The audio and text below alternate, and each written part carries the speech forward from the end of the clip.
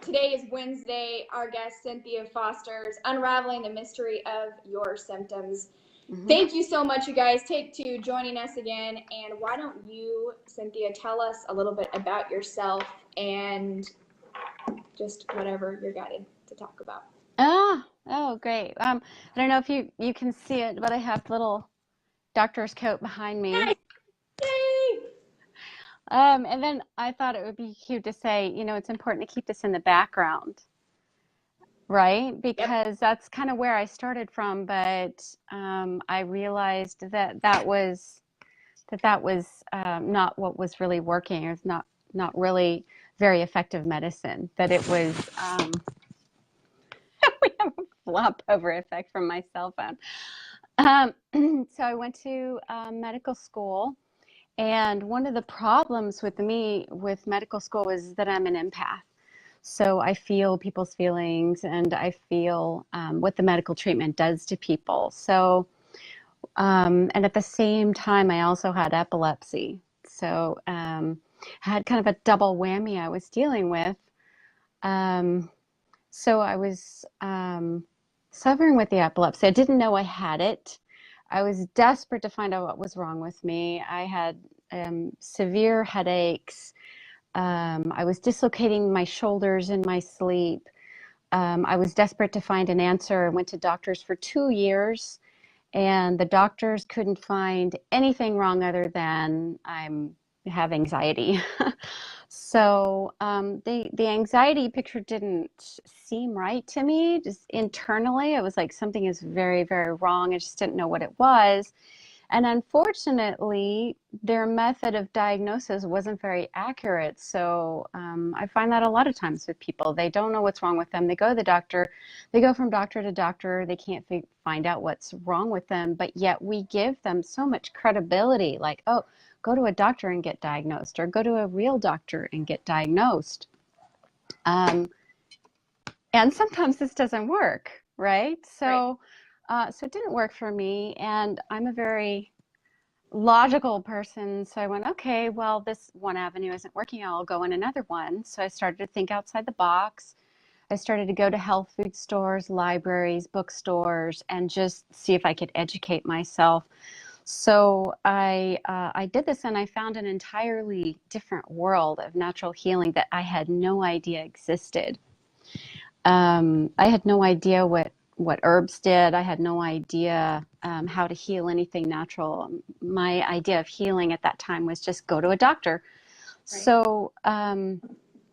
So it took it was into my third year when I finally found the phone number for a holistic nurse who was operating outside of the medical profession. And this was when you were in medical school?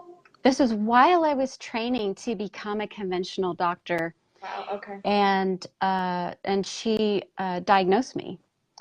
And it was a strange roundabout way of figuring it out. Just with she said my adrenals were really weak, so I wanted to know if that was true. I wanted to get myself an authentic, real test, right? So I went and did that, and then that doctor actually said, do you have any strange symptoms you can't account for? And I said, yeah, well, I'm losing 3 hours out of every day. I just wake up on the floor, and I don't really understand why. So none of this had ever happened with any of my family members. None of this ran in my family, and I had no idea what seizures were, really. So the nutritionist, the holistic nurse, she actually told me to take a B supplement. It was a particular one. And that night, I actually became aware of having a grand mal seizure. So my whole body was convulsing and very rhythmically.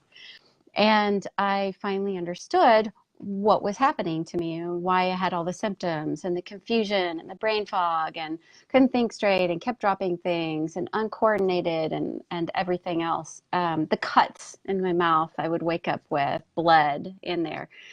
Oh my gosh. Yeah, I know. And it's unfortunate that the doctors couldn't figure it out. But so And then when I went back to her, she said, healing seizures, the first step is becoming aware that you're having them. And I had never heard that in the medical profession because, as we probably all know, there's special seizure medications that you take when you have seizures, and they suppress the seizures. And then if you stop taking your medication, then you'll have seizures again. So knowing what that was and knowing what the side effects were, because I was in medical school and I was learning it, and the liver damage and everything else, and damage to your babies if you have them while you're on the medication. I decided I'm not going to do it the conventional way. I'm going to do it the natural way. And of course, the fear was, is that even possible? Do people even heal from epilepsy? So that took another 2 years. So by the time I graduated from medical school with my degree, I had finally stopped the seizures. But it was it was a very long 2 years. And it was a very interesting experience of having the side-by-side comparison of going through medical school and learning the medicine, the real medicine, and then also going to a holistic practitioner and trying to save my own life.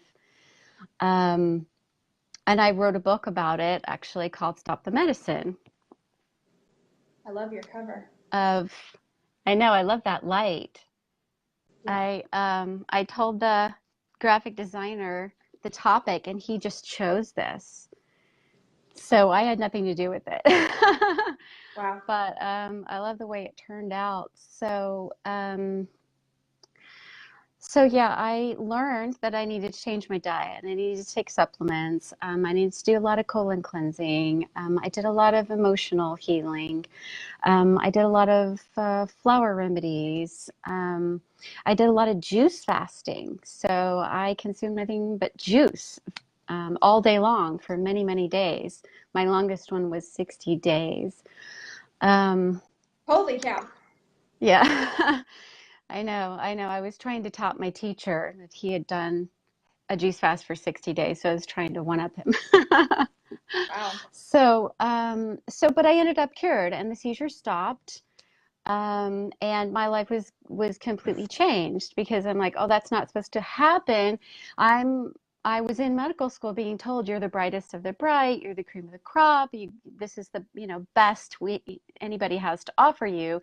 We have all the answers, and everything else is quackery. So during my medical school years, if I even said anything about natural healing, it was ridiculed, or the professors would give me a bad grade, or they would say, you can't play around with being sick, you need to see a real doctor. So and there I was going to see this holistic nurse, and she had people coming to her from all over the world, literally people flying in from Europe to see her because she was very well known for curing cancer naturally. Without the chemo, without the radiation, without the surgery. And the way she would do it would be detox, colon cleansing, coffee enemas, things like that. And then she had a special herbal formulation that was highly concentrated. So I had that unique experience of what happens to patients when they're going to a really good natural healer. And she had been doing it 20 years. She was amazing. So I was seeing all these people heal, and then she happened to mention the things that she noticed while she was healing people. For example, every single case of cancer that she saw she said they had parasites, and they would come out, and then she would say, this is a jar of what came out of this person, and they brought it to me. Right? So she didn't just talk, she would show me the proof. And then she'd say, I used to send these down to Mexico so they would be identified, because every time I tried to do a US-based test, they wouldn't identify the parasite. But if I sent them down to Mexico, they would tell me exactly what parasite it was, what its life cycle was, how long it, survived in the host, how it got in there and how it was spread. And they give you all this information about the parasite. But so that was then I realized I actually had parasites. and passed them and went to the doctor and said, you know, these things came out, and I described exactly what they look like. And he's like, well, that's not possible.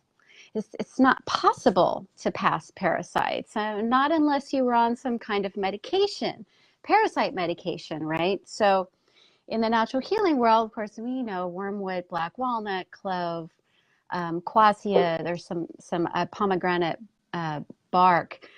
Those are all parasite killers, and you can pass those parasites. People do that all the time, but the medical profession doesn't know about it, or at least they didn't know about it back then. So I had all kinds of things happen, all kinds of chemicals and things left my body, all kinds of, for example, I got allergy shots and tests for years. And when I did the detox and the cleansing, they all just started erupting out. Like they were literally stored in my body, which is one of the reasons why I'm very emphatic about medications being synthetic, and they get stored in your body and your body doesn't release them until it's, you know, it's strong enough or it's ready. And just avoid medications unless it's absolutely life-saving. And now we're, you know, just learning about Cipro because it can cause tendon ruptures and tendon tears, and even something as simple as an antibiotic can cause harm to people. So where was I with this story? I was going through this healing process, and I was writing out the problems with medicine. One of them being that if someone tells their doctor a symptom, if it doesn't show up on a test, which is what the doctors call like an impartial test, so it's objective as opposed to subjective, or what you say, it would be considered subjective, and that could be biased or it could be wrong. But their tests that they do are objective and, of course, very accurate in their mind. So the problem is if you go to the doctor and you say, I've got this problem, and the doctor says, well, nothing's showing up on the test, that means nothing's wrong with you, then all these people now have, you know, have a ghost diagnosis. They don't know what's wrong with them. If they go to the medical professionals, a lot of them don't understand why they're in pain, or why they're sick, or why they have fatigue, or why they keep having headaches. What they're offering is pain relief. So what we're seeing is we're seeing all these people addicted to opioids because they've been in a car accident, or they've had some kind of injury, and the only explanation the doctors have given them is, well, we don't know why this happens. And Dad, again, we have something called an idiopathic diagnosis, which is we don't know what's wrong with you, we don't know why, and yet we trust these people with our insurance, our money, we trust them with everything, and yet half the time they're telling us, we don't know what's wrong with you, we don't understand this disease, it's really rare, it can't be treated, it can't be cured. And so a lot of people have heard that. You have this problem, we can manage it with medication, but it can't be cured.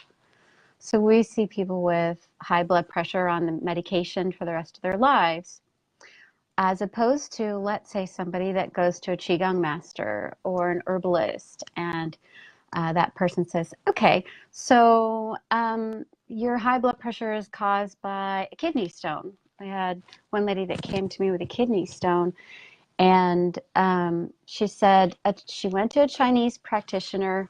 He did a pulse diagnosis on her. Mm-hmm. And some of them are really good at this. They can tell you exactly what's going on inside of your body. And they know sometimes years before doctors pick things up, what's wrong with you. Right. So she had a stone. I put her on a stone cleanse to dissolve gallstones. And in the first week, she passed the stone. She called me up. She goes, I've got heart palpitations. What did you do to me? Mm-hmm. And I said, have you taken your blood pressure? So she stops. She takes her blood pressure, and she realizes it's gone all the way back down into the normal range, and it's actually low. And I'm like, I think you're going to have to stop taking your blood pressure medication. So she stopped it, and as far as I know, she's never restarted it because that was one of the causes of high blood pressure. So if you were to go the medical route, you'd be on the medication. For other people, they get toxins accumulated in their bloodstream. So, or they get the cholesterol buildup, right? Yeah. And there's no medical treatment for that except cholesterol lowering medications or statins, a lot of times, which can cause muscle damage, muscle pain. I've had people come to me literally in a wheelchair because they had such a severe reaction to statins. And does it really work? Does it really lower the incidence of heart disease, of stroke? Not by that much. And depending on the study and depending on how many study participants and depending on who funded the study, there are so many variables that affect that. So, so the job of the natural healer is to say, okay, why do you have high blood pressure? And to find out all the reasons, and sometimes it's more than one. For example, maybe you're working at a job that your boss is having you run different places. You're working 3 jobs. You've got a lot of stress in your life.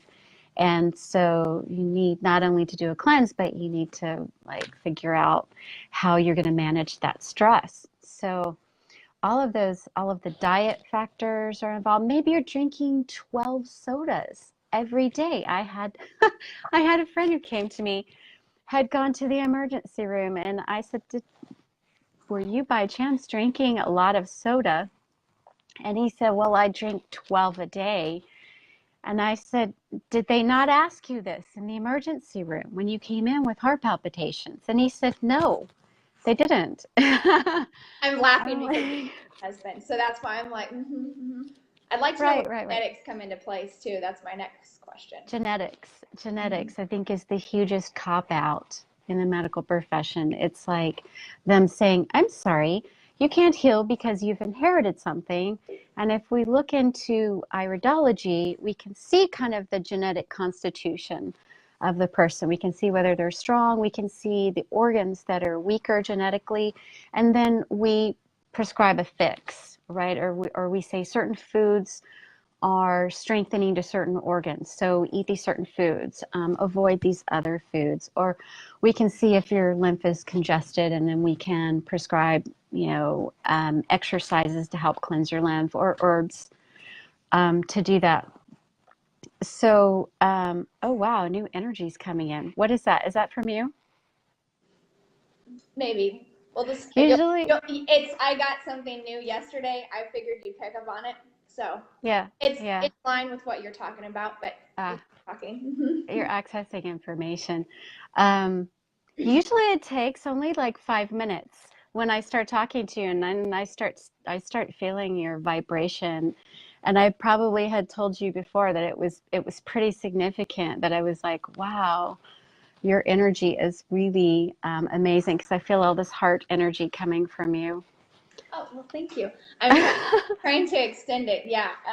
It's fascinating what you're talking about, because you do the physical and I do the energy part of it. So what you're feeling is what I received yesterday. I received a level of healing yesterday, and that's what you're feeling. So I haven't told you that. Everybody's like, what are you talking about, Tanya? I haven't even said anything. So I told you she was amazing, guys, and she was going to feel it.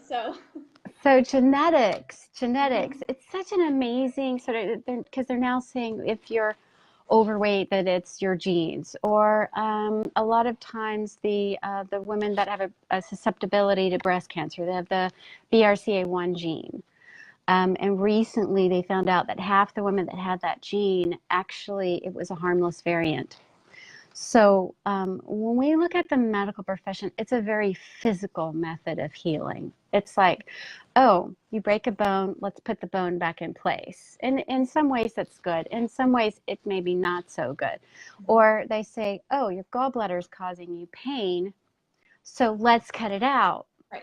And what a lot of people don't know is that some people with gallstones, even though they have their gallbladder cut out, will still suffer from gallbladder pain after, or phantom pain. They will still have pain. And I had a very interesting case recently of a lady who came to me with gallbladder pain, severe gallbladder pain. It was keeping her up like 3 nights a week. And we did all of the stone dissolving herbs. We flushed out the gallstones. We did all of that. She still had pain. And then we had to think outside the box. We had to think like beyond the physical. Like, what else could this be? And I started to scan her, right? So I start looking and I'm like, oh, what's this thing going on with your ribs? And we started doing a little healing, and the rib pain wrapped around to the spine. And then there was all this stuff in her spine, and all these car accidents were involved. And finally it wrapped back around to her breast. And then I went, oh, wow, you've got something wrong here. And it's not your gallbladder. It was a tumor, actually. So she thought, and she might have had her gallbladder taken out, right? Right. But they wouldn't have found it. That's the problem, is that you're looking at a very physical way of diagnosing and treating. And so if you have a physical pain and nobody has the ability to figure out on other levels what's causing it, they may think, oh, it's this organ because the pain's located here and the pain is here, right? So, but there are things that doctors don't understand about pain. So you can have a normal x-ray and have pain, and then they go, we don't understand why you have pain. Right. Then you can have a grossly abnormal x-ray with, like, half of a spine bone missing and not have pain at all. So there are a lot of aspects to pain that the medical profession simply doesn't understand. And that's the realm of the natural healer or the psychic or the medical intuitive, is to figure out what's causing this. So when you say you scan somebody's body, so if somebody were to come to you, and I want to talk a little bit more on how do you, obviously because you have your medical background, you do that, but how do you scan and how do you treat somebody? Like, how does that work? So if I was your patient, what would you do? Well, when I decided to leave medicine, it was because I felt that medicine was kind of barbaric. And I'm sorry to use that word. I don't want to offend anybody, but I felt that the methods were too aggressive and that they caused too much pain and too much suffering and too many side effects when I compared it to the natural healer that I went to. So when I left medicine, I came to California and started learning. And I wanted to do the healing in a way that was not invasive. And I didn't want to have anything to do with medicine. So I wanted to do everything with prayer. I wanted to just like connect up to God. I wanted to pray over people. I wanted to find out what was wrong with them. For some reason, I wanted to do it this way. For me, that felt like gentle, that felt kind and compassionate. So I was able to heal people with my hands. So a lot of times if they had pain, I'd lay my hands on them, and mysteriously their pain would go away. So I wanted to learn about that, and so I picked up some techniques here and there. And what I do is I have a way where, can you hear the truck there? Sorry about that. No, you're good. So I have a way of connecting up to God. It's kind of a space beyond time, beyond the laws of the universe. It's beyond reality, and it's a pure space of just unconditional love and healing. And I ask, I'm like, please show me. And so I did this for a long time. I'd lay hands on and I'd say, God, please show me what's wrong. And I think because I was an empath, the first things that happened was that I started feeling what was in the pain.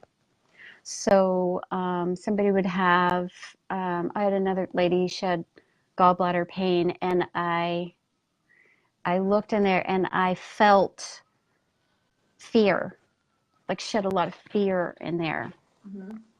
So I would sense things like that. And sometimes there were things that people had forgotten. A lot of times you go through something traumatic and you want to just leave it in the past, right? You don't want to think about it anymore. You want to move forward. You want to think positive. So these are traumas that have left their mark in the body and are still alive in a way, because they're causing pain or causing disease and discomfort.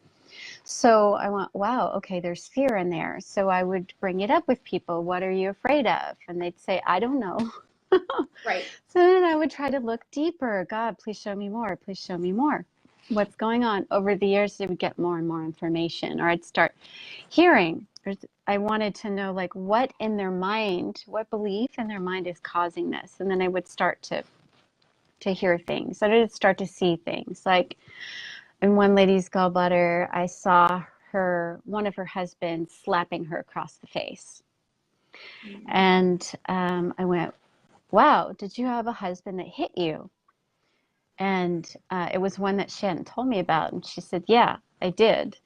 Wasn't married to him for very long. And it went good because he left an impression and left that trauma left a pain in the body. And in her case, turned into a case of chronic shingles, where she had suffered from so much abuse that undergoing that abuse, suffering from that abuse for so long, left so much trauma in her body that she was in pain all the time. And so I think the message here is, if you're in a very conflicted relationship, for your own health, you need to get out or somehow change it or get therapy or something, and not just endure. Like I think a lot of our forefathers did, a lot of our ancestors did.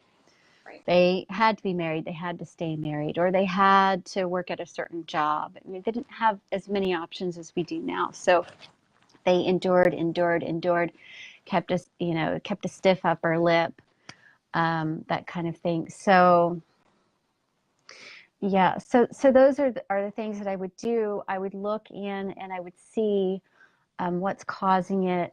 Sometimes I go back through the years to see if we can find the original trauma. So your subconscious mind makes associations. So even though, for example, okay, I saw a guy who had slammed his finger in a window, and he was at an expo, or like it was like a workshop that I was at. And I'm like, oh, I can see that you've broken your finger and that you must be in a lot of pain. And I asked him, I'm like, did you get any sleep last night? And he goes, no, I was in the ER until 4 a.m. So I'm like, do you mind if I just take a look at your finger and see if there's anything I can do? And let's just start laying hands on it. So I lay hands on it.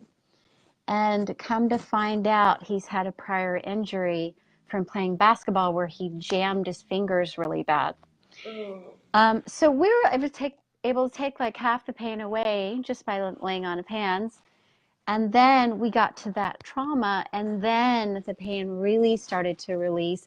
So people may have had an earlier injury, or they may have had an earlier emotional injury, where something reminds them in their subconscious, something reminds them of that prior trauma, and it gets linked in the mind. And then you kind of have like a whole chain of events, of things that have happened, and they're all causing that pain or that problem or that cancer, which is usually suppressed anger, or it's somebody that's been really, really nice their whole life. They didn't learn how to say no, and people walked all over them, and they just endured, right? So, so these things are healable, and I don't think that genetics is a good excuse, because I've seen a lot of people that were told, for example, they have the kind of high cholesterol that's genetic. Right. And then I put them on a cleanse, and their cholesterol just goes down, right? Right. And it shouldn't be possible, because it's a genetic thing, right? But, you don't know what's possible until you try. And after 20 years of doing this, I'm going to tell you, there's a lot of things that are possible. Just because you have something genetic doesn't mean it can't be healed. Right. I believe, and I've seen it, that foods, a positive dietary change, juicing, essential oils, herbs, emotional healing, all of it can affect your DNA. I believe that your DNA is very dynamic. that it can change. And what I've learned in iridology is that you can actually see those changes in the iris.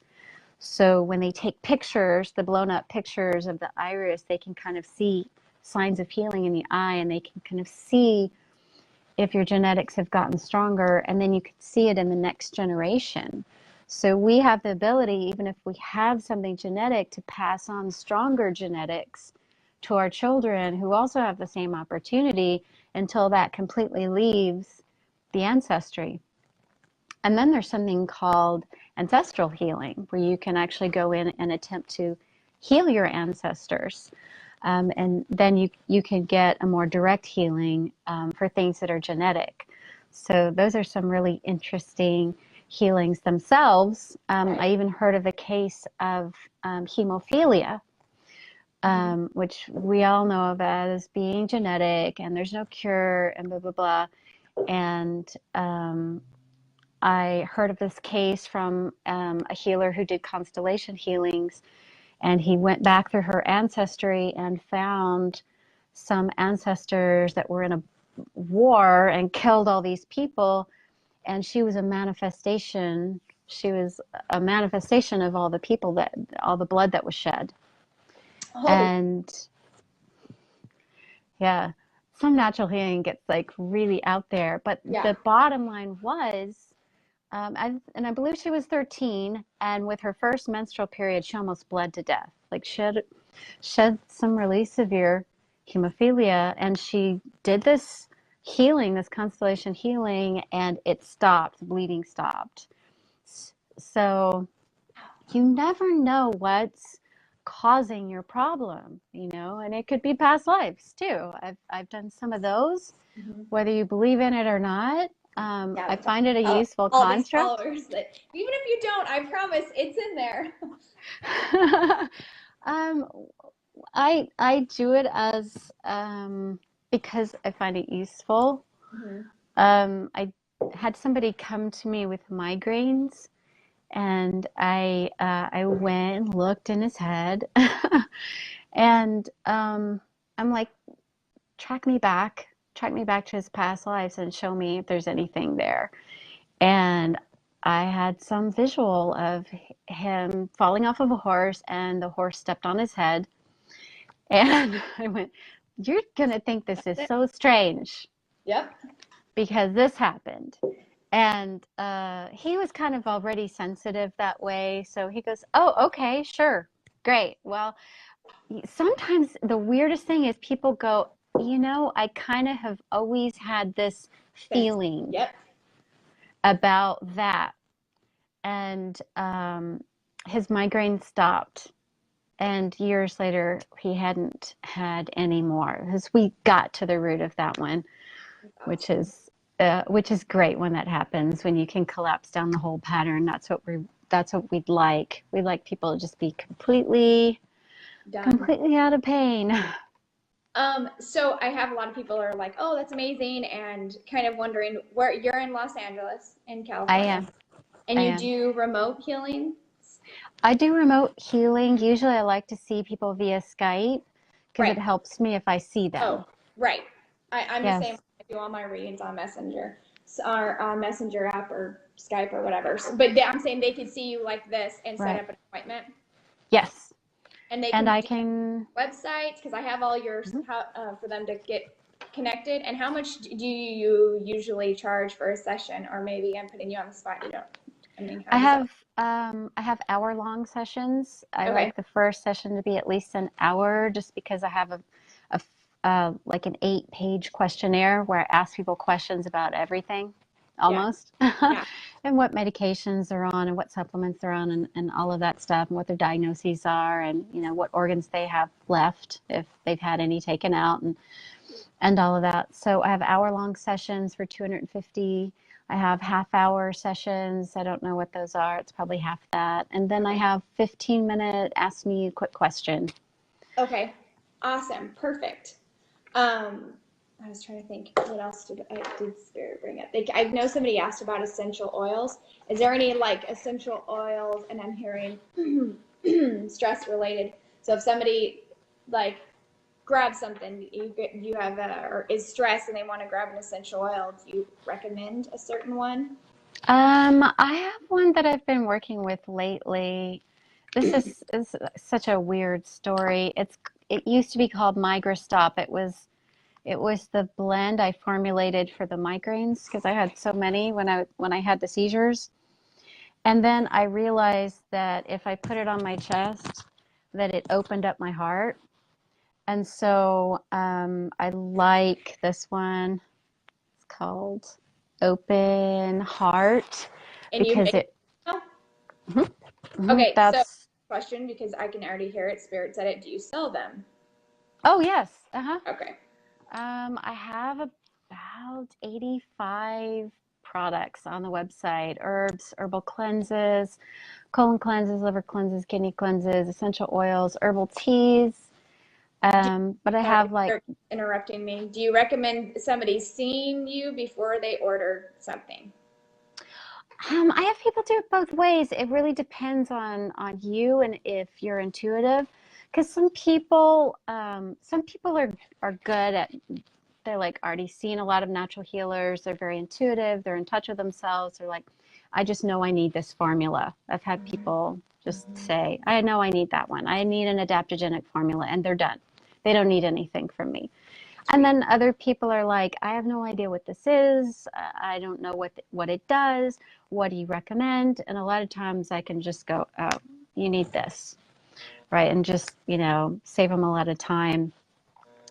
And then sometimes people have taken the supplements and it hasn't worked. And so they're wanting to get another opinion. Like, what do you think this is? I've tried this, and it didn't work, or it worked a little bit. And sometimes I'm like, oh, well, you did the right thing, but not long enough. Or, you got some of it, but not all of it. Or the biggest problem is that people think I have a nose problem, so I need to take nose herbs, without realizing that the entire body's connected and that even the state of your colon can affect your nose. Right. That's why I'm wondering if they just grab something that's not working, they may need to visit and figure out what they actually need. Right, right, right. Or that their lungs are connected to their large intestine, their kidneys are affected to their ears, their eyes are connected to the liver, your brain function is connected to your liver, diabetes, cholesterol. A lot of this stuff is um, rooted in areas where you don't feel the problem. So sometimes it's a little difficult to figure out where it started. Like some people start off with high cholesterol and they don't realize their thyroid's actually low. This is pretty It's funny, common. I keep hearing thyroid, because there's so many people who have been, So like my many mom people have included. it. I may be setting up an appointment with my mom for you, whatever I'm trying to say, for my mom with you. So yeah, thyroid, that can be a tricky thing with hyper. Hmm. You see Hmm. a lot of thyroid cases. I see overactive and I see underactive. I just saw a case the other day where I was looking in. I'm like, show me what's going on here. Show me what's going on. And then boom, I'm like, oh, you have a slight goiter. And so I examined his thyroid, and he had a little swelling in there. And I'm like, yeah, you've got a little bit of a goiter in there. And he's like, well, I've been told that I don't. And I'm like, you do. You You do. do. That's um, yeah. so, but he's doing really well. We did this technique where we kind of adjusted, or we started talking to his thyroid, saying, would it be okay if you kind of like turned up the volume a bit? And there were certain reasons why it was that way. For one, he was grieving. He had just lost a loved one, and he was depressed. So all of these things are important. It's just people don't connect the dots. They think like, my life has nothing to do with my health. Your life has everything to do with your health and what you're going through. And the whole process of grieving. And I'm like, okay, so are you done with that? Do you want to be done with that? And Right. some time had passed, and he goes, yeah. And I literally felt his thyroid amp up. It was pretty amazing. Oh, that's awesome. Yeah, yeah, he was pretty wiped out. I would say that's probably the number one complaint people that bothers people the most. Like, I don't have energy. I'm tired. I need more energy. And that's why there's so many energy drinks out there. It's just people are tired, and it's important to get through the day, yes, but it's also important to know why you're tired and not just cover it up. So it could be your adrenals, your thyroid, those things. And so, again, it's important to ask that question, that eternal question, why? Why do you have this problem? Sometimes people have an inkling of why, and sometimes, they need a little, extra input to know, like, what causes these problems, or what seems to be effective for healing macular degeneration, right? Right. I got some exotic light going on. The sun is like right there. So that is fantastic. I think that healers are we're so needed in the world, and especially special gifts like you have, and especially having a medical background, we need more of you. We need to clone you. You need to open this up to other doctors. We'll start some classes. Say what? I said I need to start some classes. Definitely start classes. That would be, especially healers that are already healing. This could be another modality that they use during their healing process. It's funny because Spirit keeps bringing. Why don't you tell everyone? I know we've been on here a while and people have to jump off and do this, but I think this is important now. Tell people, you told me, and I just thought this was absolutely fascinating, being in medical school and seeing the child that you were telling me about. Wow, that story is fantastic, and I would love it if you would share that one. Which child are you talking about? The one that was having, the one that went into a coma. Oh, the 9-year-olds. Yeah, the 9-year-old boy. I didn't really know I had these abilities until this happened, right? Okay. I knew I was a sensitive child, right? I was sensitive. Things affected me more. If somebody was suffering, I would feel it, and it would upset me, and I would cry about it, like somebody's suffering, and so I'm not happy. But I was doing a rotation. It was a pediatric rotation. It was a intensive care, and it was at this Catholic hospital, and all of the kids were very, very sick. It would just break your heart to walk into that unit because they were all on respirators, all on life support machines. A lot of them had cancer. Some of them had severe life-threatening infections. And this particular boy was in a coma. He was in an artificially induced coma because he had what's called status epilepticus. And what that means is that he had epilepsy and he had seizures, so many, one right after the other, that they couldn't be stopped. So with all their medications, the Valium and everything else that they were using, they couldn't stop his seizures. So they literally had to put him into a coma to stop him from having seizures. If you have, if you keep seizuring, if you keep having seizures for long enough, it can kill you. So to save his life, they put him in a coma. And there are herbal ways to stop seizures. I've done that before, obviously, because that's my thing, because I had seizures. So I see a lot of people with that. But so he was in a coma. He had the feeding tubes, everything in there, the IVs, needles, tubes, everything. Thank goodness they're not consciously aware of it because it's pretty miserable. But so one day the doctors said, we need to reposition his feeding tube. It's in the wrong place. We feel like it's in the wrong place. And so the medical student always gets a job that nobody else wants. So what is that? A lot of times it's hold down the patient while we do this invasive procedure. Hold this baby still while we stick a huge needle in its spine, figure out why it has a fever. And in this case, it's hold down the comatose patient so he doesn't fight us when we, manipulate the feeding tube. And there's a tendency to fight that. So there I was in the room with a little 9-year-old boy and the doctors, and his mother was there, and I'd seen her every morning, and she was, she was obviously very affected by this. And see, I'm feeling it now. Even now Yeah. I'm feeling it. Like I just wanted to do something to help, right? Because she was crying all the time. This little 9-year-old boy, and I had the seizures, so I was really relating to this.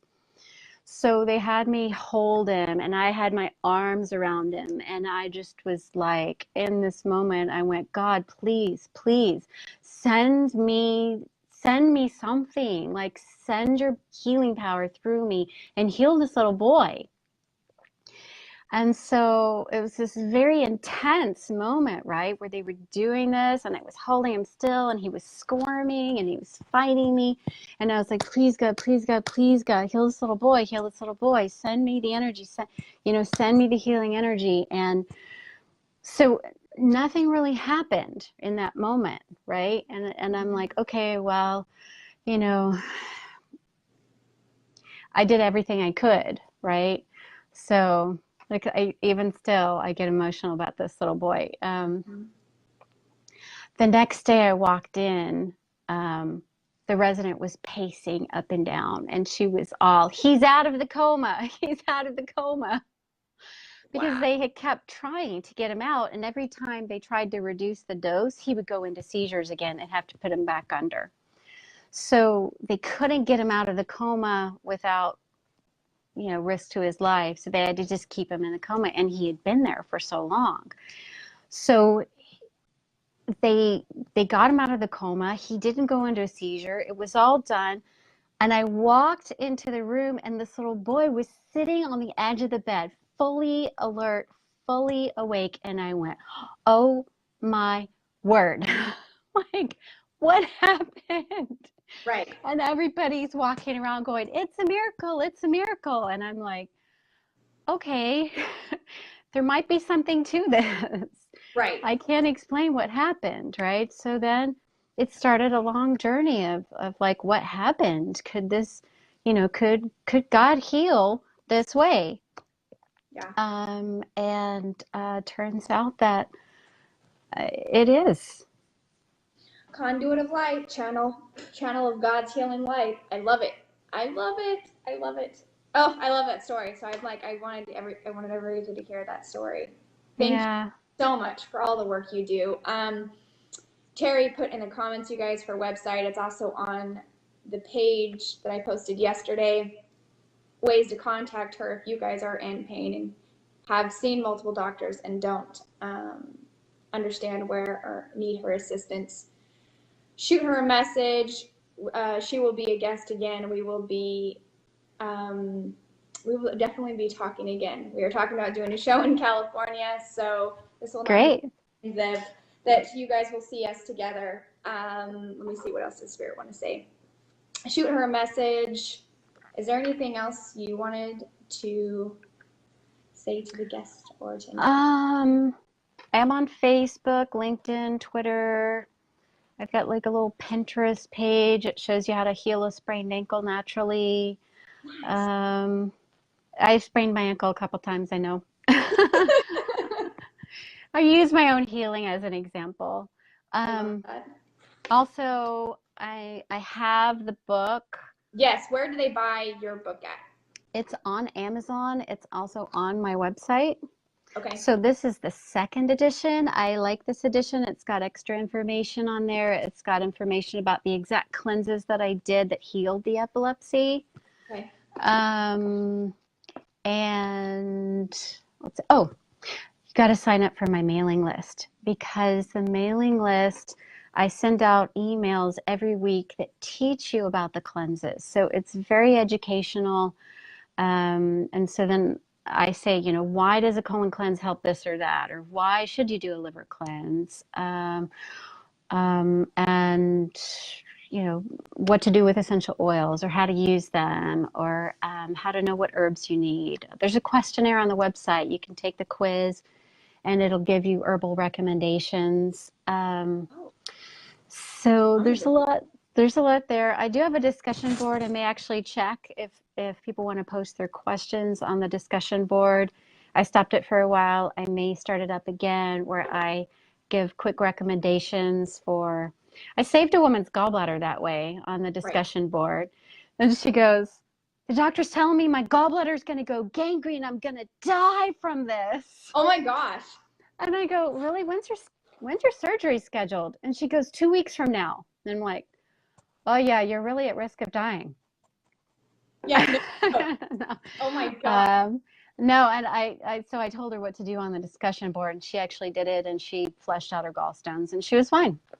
And her gallbladder never went gangrene, and so sometimes people contact me just because their doctors have put the fear of God in them. They are terrified of what they have, and they just want to know, like, is there anything else I can do? Like, I don't want my gallbladder cut out, or I don't want to, I don't want to have surgery, or I don't want to get a hysterectomy, or is there anything else I can do? Yes. Absolutely. There's a lot of things you can do.